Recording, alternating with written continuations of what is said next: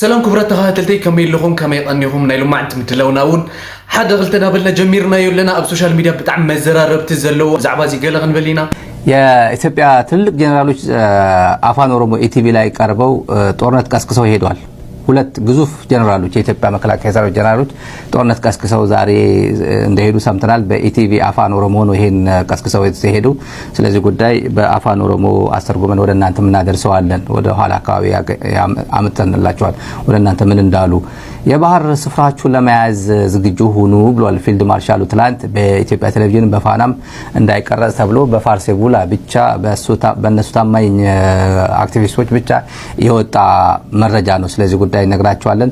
ትግራይን ለማተራመስ የተጠሩ ወደ አዲስ አበባ የተጠሩ የፖለቲካ አመራሮች ስለሱ ጉዳይም ነግራቸዋለን። ጻድቃን የጠራቸው የተሰጣቸው አጀንዳም ነግረውናል። 1.5 ሚሊዮን ለያንዳንዳቸው ፖለቲካ ፓርቲዎች ገቢ እንደተደረገላቸው ሰደር ከመንግስት ካዝና መሆኑ ነው። የኦቢድ አለቃ ራሳቸው ተከላከሉ። ኦቢድ አለቃ በጣም አስገራሚ የሚባል መልስ ነው የሰጡት። በ500,000 ግማሽ ሚሊዮን በ500,000 2013 በትግራይ ጦርነት ጊዜ አሁን የዛሬ 4 ዓመት የተቋቋምኩ ያለው የ40 ሰው ነው ሼር ሆልደር 40 ተቋማት አሉበት ብሎ ተናግሯል። በኢትዮጵያ መንግስት የሚታወቀው ግን እንደ ፒኤልሲ ሪል ስቴት ፒኤልሲ መሆኑ ነው የሚታወቀው። መንግስት ለመከላከል ግን ራሱን ለመከላከል ግን የተወሰነ ጥረት አድርጓል። ስለዚህ ጉዳይ ነግራቸዋለን። እንደዚህ አይነት መንግስትማ ከየት ይመጣል? እንደዚህ አይነት የልማት መንግስት የለውጥ መንግስትማ ከየት ይመጣል? ዓለም በሙሉ እኮ እየተገረመ ነው ብለዋል ዮናስ የሚባለው ይሄ ሰውዬ ነግራቸዋለን። እና ስክሪን ላይ ያያችሁት ወርቅ ደግሞ ወርቅ ነው። ይሄ ሽልማት ነው። ሬድሲ የሚለው ሽልማት ተዘጋጅቶ በመከላከያ ሰራዊት ምናምን አሸብርቆ የአፋር ክልል መንግስት የተዘጋጀው ነው። የሬድሲን ኢንክሉድ አድርጎ እንደምታዩት የኢትዮጵያ አካል አድርጎ የሽልማት 67 ሚሊዮን ብር ፈጀ የተባለው። ስለዚህ ጉዳይም ነግራቸዋለሁ። ፋርሴ ቡላዎች ደግሞ እያወሩ ነው። ፋርሴ ቡላ አስመራ ነው የምንሄደው አሰብማ አይደለም እስከ አስመራ ካልሆነ በስተቀር እንደዛ አይቻልም እያሉ ይገኛሉ። ትንሽ እንደ ዲፌንሲቭ መሆን እየቃጣቸው ነው። ግን ማጥቃት ይፈልጋሉ፣ ግን ዲፌንድ እያደረጉ ነው። መላው የኢትዮጵያ ሕዝብ ለ2018 የዘመን መለወጫ ቀን አደረሳችሁ ማለት ፈልጋለሁ። መላ ሰራዊታችን በግንባር ያለው በውጭ ሀገር ግዳይ ላይ ያለው ሁላችሁም የኢትዮጵያ ሰራዊታችን እንኳን ለ2018 አዲስ አመት አደረሳችሁ። ሰራዊታችን የተሰጠውን ግዳጅ በጣም ውጤታማና በተሟላ መንገድ የፈጸመበትና አገራችንም የተሻለ የሰላም ድባብ ያላት አገር እንድትሆን ከፍተኛ ዋጋና መስዋዕትነት፣ ድካም፣ ውጣ ውረድ የከፈለ ሰራዊት ነው።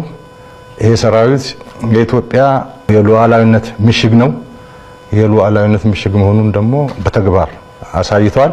ስለዚህ መላው ሰራዊቱን በራሴና በመከላከያ ስም በጣም ማመስገን እፈልጋለሁ። የ2018 በጣም ወሳኝ ነው። የቀረንን ስራ የምንጨርስበት፣ ስራውን ለመጨረስ ደግሞ የባሰ የምንደክምበት አመት ሆኖ ኢትዮጵያ የተሟላ ሰላም እና መረጋጋት አግኝታ የጀመረችው ልማት አፋጥና ህዝባችን ከድህነት እንዲወጣ አሁን በተጀመረው የብሔራዊ ዲያሎግ ያሉ ልዩነቶች ተፈተው የደስታ የብልጽግና አመት እንዲሆንልን 2018 ላይ በጣም መስራት አለብን። ሰራዊት በእውነቱ እቺን ትልቅ አገር፣ እቺን ሰፊ አገር፣ እቺን በጣም ሀብታም አገር፣ ሀብቷን ያልተጠቀመች አገር ሀብቷን እንድትጠቀም ለማድረግ ለዛ ነው የምንታገለው። ለመላው ህዝባችን ነው የምንታገለው። ለአገራችን መቀጠል ነው የምንታገለው።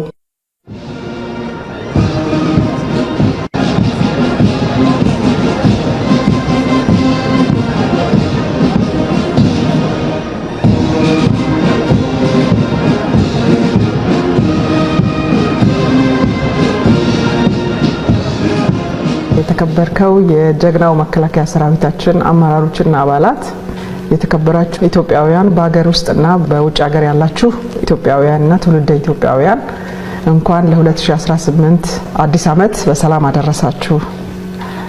አመቱ የሰላም፣ የፍቅር፣ የአንድነት፣ የስኬት እንዲሆን እመኛለሁ። ኤርትራ ምስ ኢትዮጵያ ኣብ ሰፊሕ ኮንቬንሽናል ኩናት ዘእቱ ምክንያት ይብላ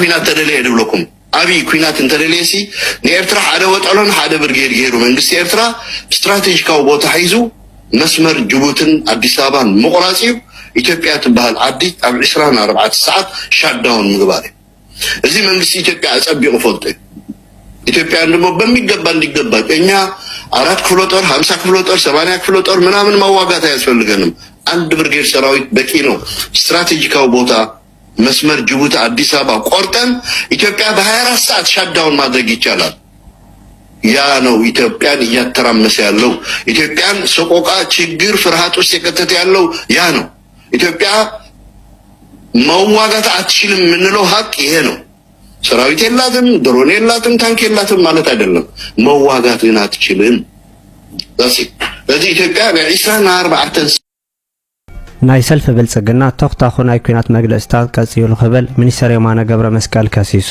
ፖለቲካውን ወተሃደራውን ሰበስልጣን ብልጽግና ኣብ ዝቕንያት ኣብ ልዕሊ ላውነት ኤርትራ ተኽታኹ መግለጽታት ክህቡ ከም ተሰምዑ ናይ ኤርትራ ናይ ዜና ሚኒስተር የማነ ገብረ መስቀል ኣብ ናይ ትዊተር ገጻቱ ሓቢሩ ዝነበረና ባህሪ ነመውሓት ዝብል ሓድሽ ምህዞ ከም ዘለዓሉ ዝተገለጹ እቶም ናይ ብልጽግና ወገናት ነቲ ፈጺሙ ዘይንቡር መግለጽታት ንቡር ብምምሳል ብዙሕ ፈተነታት ይገብሩ ኣለዎም ክብል ሚኒስተር የማነ ገብረ መስቀል ከሲሱ ንታሪክ ናብ ጸሊም ምዕራፍ ክልቲአን ሃገራት ብምምላስ ኢትዮጵያ ባሕሪ ከም ዝነበራ ዘመልክት መግለጽታት መሃብ ዘይሕጋዊ ጥራይ ዘይኮነ ፍንፍን ፖለቲካ እዩ ዝበለ እቲ ሚኒስተር ሉላውነት ኤርትራ ኣብ ዘይቦትኡ ዝቕመጥ ዝኾነ መግለጽ ምስጋር ቀይሕ መስመር ምዃኑ ብተወሳኺ ገሊጹ ፈታንን ተኽታኹ መግለጽታት ኣብ ዝተፈላለዩ ኣጋጣሚታት ክወሃብ ምጽንሑ ዝገለጸ እቲ ሚኒስተር ናይ ብልጽግና ጉጅለ መርዛምን ዓንዳርን ናይ ኩናት ኣጀንዳ ይፍትፍት ኣሎ ኢሉ ሚኒስተር የማነ ሰልፊ ብልጽግና ካብ ኣህጉራዊ ማዕከን ገንዘብን ባንኪ ዓለምን ብዝወሃቦ ኢንፊዥን ዝነብር ዘሎ ድሕሪ ምባሉ ውሽጣዊ ቁጠባ ምምሕያሽ ክግብኦም ከሎ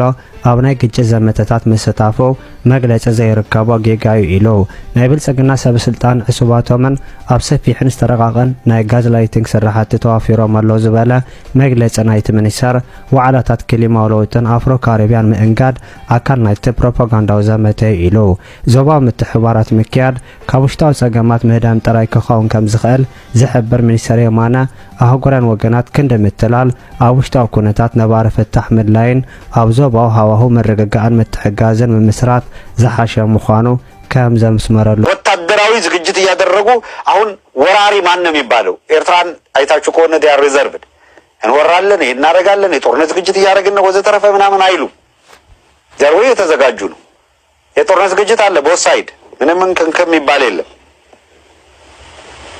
ዝግጅት እያደረጉ ግን ጦርነት ለማድረግ ዝግጅት እያደረግን ነው የሚል ነገር ካንደበታቸው አይወጣም እያሉ ያሉት ራሳችንን ለመከላከል አናንስም ራሳችንን እንከላከላለን እምትል ነገር ብቻ ነው የሚናገሩት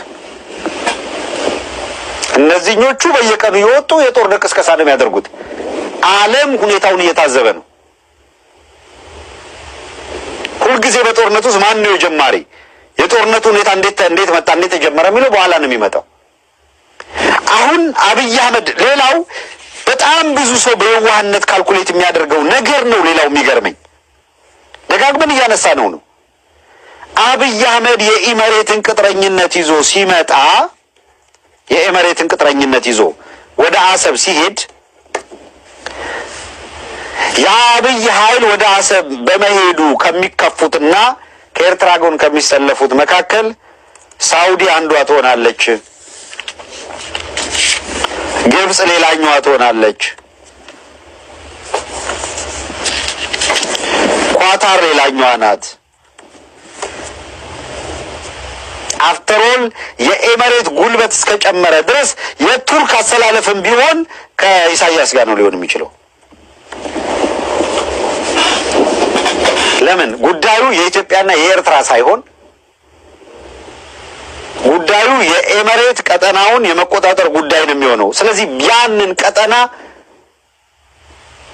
ኤመሬት እንዳትቆጣጠረው የሚፈልጉ አገራት በሙሉ ተወደደም ተጠላም ኢሳያስን የማገዝ ብቻ ነው ያላቸው እጣ ፈንታ የጦርነት ደመና እየታየ ነው ሲሉ የትግራይ ጊዜያዊ አስተዳደር ፕሬዝዳንት ጀነራል ታደሰ ወረደ ተናገሩ። የትግራይ ጊዜያዊ አስተዳደር ፕሬዝዳንት ጀነራል ታደሰ ወረደ ቅዳሜና እሁድ በተደረገው የትግራይ ከፍተኛ አመራሮችና ህወሓት ካድሬዎች መድረክ ባደረጉት ንግግር ነው ይህንን ያሉት። ህወሓት በበኩሉ የኢትዮጵያ መንግስት የፕሪቶሪያ የሰላም ስምምነት ያክብር ብለዋል። የትግራይ ከፍተኛ አመራሮች መድረክ በተባለና ቅዳሜና እሁድ በመቀለ በተደረገ የህወሓት ካድሬዎችና ከፍተኛ አመራሮች ስብሰባ በትግራይ ወቅታዊ ሁኔታ ዙሪያ የተናገሩት የክልሉ ጊዜያዊ አስተዳደር ፕሬዝዳንት ጀነራል ታደሰ ወረደ ፖለቲካዊ ሁኔታዎች መወሳሰባቸው እንዲሁም የጦርነት ደመና አንዣቦ እንዳለ ገልጸዋል። በኢትዮጵያ መንግስትና የትግራይ ኃይሎች መካከል ለሁለት ዓመት በተደረገው ጦርነት የትግራይ ኃይሎች የመሩት የአሁኑ የክልል ጊዜያዊ አስተዳደር ፕሬዝዳንት ጀነራል ታደሰ የሰላም እድል ጨርሶ ባይዘጋም ተጨባጭ የጦርነት ስጋት ስለመኖሩ አንስተዋል። ብጀካ ኤርትራ እምበር ኢትዮጵያ ጉዳይ ኢትዮጵያ ነቶም ተወልጀን ነቶም ከዳዓትን ገዲፍናልኩም ኣለና ኢትዮጵያ ሁሉ ከለኹ ዘሰይ ማለት እዩ እዞም አዲስ አበባ ዘለው ናይ ብርጌድና ሓሞድን እዞም ተጸመትን እንታይ ፍልዮም ተልካስ ዘሰይ አስፕረን ኢትዮም ምስቶም ኢትዮጵያን ተጋሩ ምሶም ሕሸና ብሎ እትዮም ከምስ ወንድም ሻሻ አለው ዘሰይ አስፕረን እትዮም ምስ ሕወሓት ነይሮም ከምዚ ካምቢያም ከተቃየሮም ደሎ እቶም አዲስ አበባ ደሎ በዓል ኪሮስ ምስ ሕወሓት ነይሮም ቀደም ድሕሪኡ እንታይ በዲላቶም ኢሎም ነሶም ፈልጥዎ ናብ አብ ኸይዶም እትዮም ከዓ ምስ አብ ተደሚሮም ነይሮም ናብ ሕወሓት ተጸሚዶም ካምቢያ እዩ ሕጂ አነ ከምዚ ህዝበይ ረሲዕ ከምዚ ውተታ ብማንም ከዳዓትን ገለመለን ብተወልጀን ገለመለን ክምራሕ አይደለም ኣብ ከምዚ ክነብር ፍቃደኛ አይኮንኩን this all the same ኣብ ኤርትራ ሕድሪ ስዋኣት ክትግበርን ወይ እንተኾይኑ እዚ ዘሎ መሪሕነት ውድባቡን ወይ ከዕረ ወይ ክእለሎ ቅድመልኩም ሕድሪ ስዋኣት ክትግበር እንድሕር ተኾይኑ እዚ ዘሎ ውድብ ወይ ከዕረ ወይ ክእለሎ